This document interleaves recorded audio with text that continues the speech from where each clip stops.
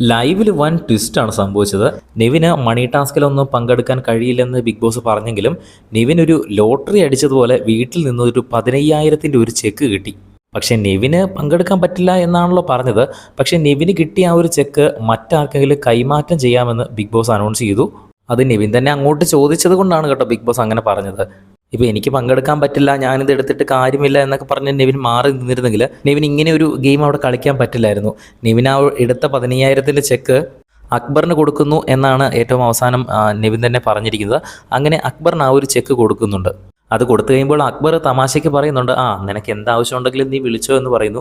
അപ്പം നിവിനാണ് അതിലും വലിയ കോമഡി. എനിക്ക് ആഴ്ച ആവശ്യം വരാറുണ്ട്, ഞാൻ ഇടയ്ക്കിടയ്ക്ക് വിളിച്ചോളാം, തന്നില്ലെങ്കിലാണ്, ഞാൻ ഫോൺ എടുത്തില്ലെങ്കിലാണ് ഞാൻ വീട്ടിലേക്ക് വരും, എൻ്റെ വീട് തൊട്ടടുത്താണല്ലോ, അറിയാലോ എന്നൊക്കെ പറഞ്ഞ് അക്ബറിൻ്റെ അടുത്ത് തമാശയ്ക്ക് പറയുന്നുണ്ട്. എന്തായാലും മണി ടാസ്കിൽ പങ്കെടുക്കാൻ കഴിയില്ലെങ്കിലും പങ്കെടുക്കാൻ പറ്റാത്ത ആൾക്കാരാണ് അവിടെ ഏറ്റവും കൂടുതൽ ഈ ഒരു ടാസ്കിൽ സ്കോർ ചെയ്തുകൊണ്ടിരിക്കുന്നത്.